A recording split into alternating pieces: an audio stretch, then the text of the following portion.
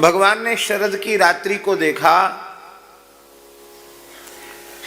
और शरद रात्रि के शरद ऋतु के कारण जो सुंदर लताओं में पुष्प खिल रहे थे, जूही, चमेली, बेला आदि, उन पुष्पों को देखा।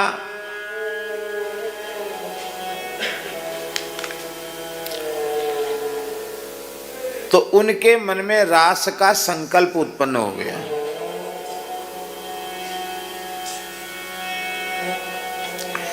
उनके मन में रास का संकल्प उत्पन्न हो गया।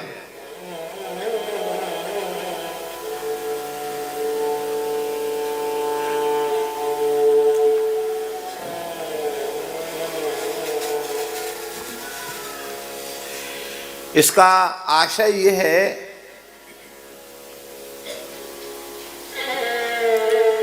कि रसिक शेखर रासेश्वर श्री कृष्ण के हृदय में रास का संकल्प भी वृंदावन का दर्शन करके, वृंदावन में खिली हुई जूही, चमेली आदि के पुष्पित लताओं को देख करके, शरद पूर्णिमा की सुहावनी रात्रि को देख करके रास का संकल्प उत्पन्न होता है। इसका मतलब है कि रास के भाव की उद्भाविका श्री वृंदावन की शोभा है, श्री वृंदावन की भूमि है, शरद रात्रि की वह सुहावनी बेला है? उद्दीपन विभाव। इसी को झाजी तो बहुत बड़े साहित्य के विद्वान हैं, ये उद्दीपन विभाव है। और ये उद्दीपन विभाव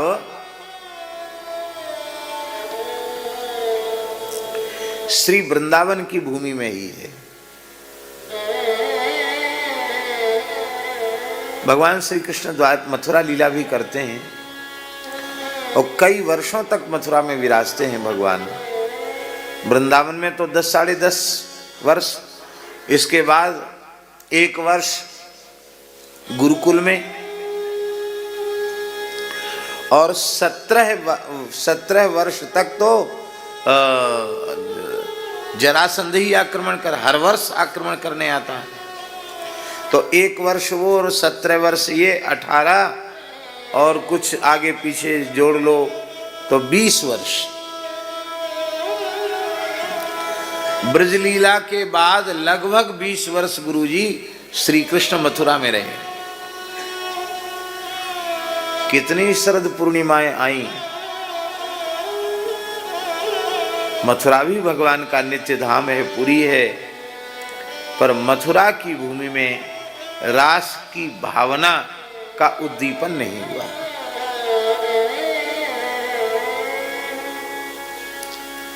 द्वारिका में तो लगभग 100 वर्ष रहे भगवान,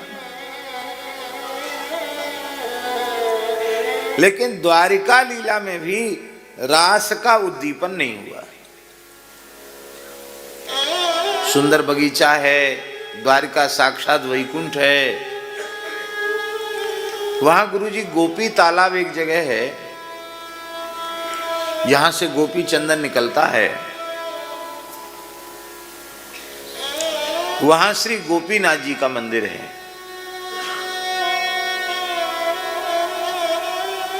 तो उन्होंने एक बात बताई गोपीनाथ जी मंदिर वालों ने, वहां के पुजारी जी ने, वहां एक रास मंडल भी बना हुआ है। तो हमने पूछा यहाँ रास हुआ था क्या? बोले नहीं, द्वारिका की भगवान श्री कृष्ण की रानी पट्टरानियों ने आग्रह किया था ब्रज गोपियों से कि यहाँ राधा रानी भी हैं और आप सब भी है ही हैं और श्री कृष्ण हैं ही, तो क्यों ना यहाँ रास हो जाए।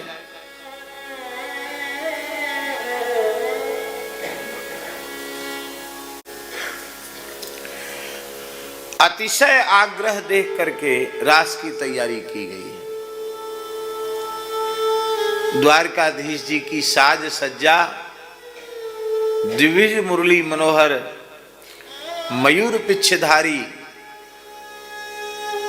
रास बिहारी श्री कृष्ण के रूप में। श्री राधा रानी तो है ही है, सखियां है ही है। दिव्य वाद्य बजने लगे,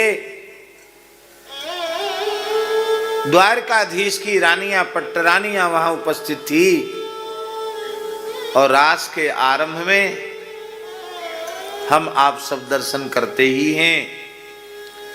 श्री ठाकुर जी रासेश्वरी रसेश्वरी श्री राधा रानी से प्रार्थना करते हैं।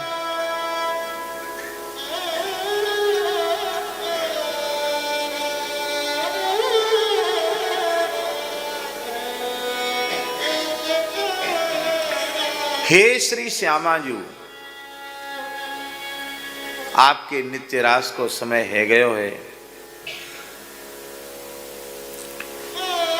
सो कृपा करके नित्य रास में पधारें। ये बोलते हैं कि नहीं?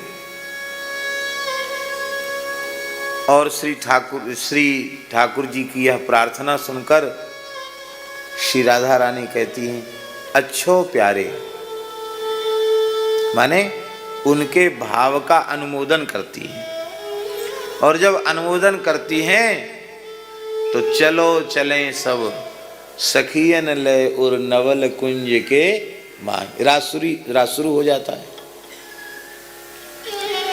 तो द्वारिका में भी गोपी तालाब के क्षेत्र में श्री गोपीनाथ जी ने श्री जी से कहा कि हे श्री श्यामाजू, आपके नित्य रास को समय है गयो, सो आप अनुमति प्रदान करें और नित्य रास में पधारें। इतना सुनते ही श्री राधा रानी ने कहा कि रास के भाव की उद्भावना मेरे चित्त में नहीं हो रही है, रास का भाव ही जागृत नहीं हो रहा है, इसलिए मेरे इसी स्वरूप का दर्शन करके संकीर्तन करके इसको पूर्ण कर दिया जाए। और ऐसा ही हुआ, केवल झांकी खुली, कीर्तन हुआ और रास बिहारी की आरती है गई, रास नहीं हुआ। ये कथा गोपीनाथ जी के पुजारी जी ने सुनाई।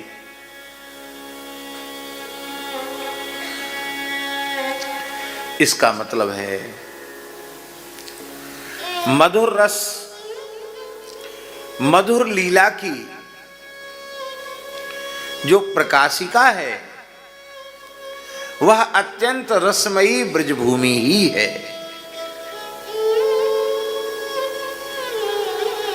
दूसरी भूमियों में वो भावना, वो बात नहीं है। और जो रास की भावना, इधर सामने आ जाओ, इधर आ जाओ, उधर से घूम के इधर आ जाओ। जो रास की भावना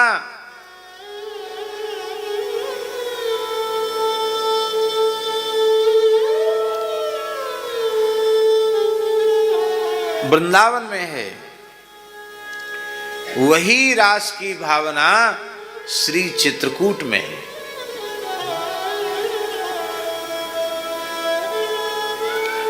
वही रास की भावना चित्रकूट में है।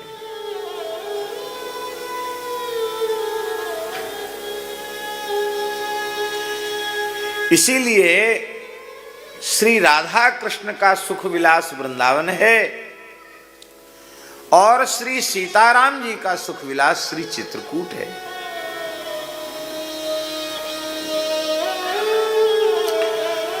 ऐसे ही बिना प्रमाण के नहीं हम बोल रहे हैं, प्रामाणिक बात है ग्रंथों में कि 999 रास चित्रकूट की धरती पर हुए। 1000वें रास के पूर्व श्री रघुनाथ जी श्री किशोरी जी का श्रृंगार कर रहे थे, जिसका संकेत तुलसीदास जी ने किया है, एक बार चुन कुसुम सुहाए निज कर भूषण राम बनाए, सीतहि पहिराए प्रभु सादर बैठे फटक शिला पर सुंदर। और उसी समय जयंत ने आकर भगवान की लीला में विक्षेप उत्पन्न किया।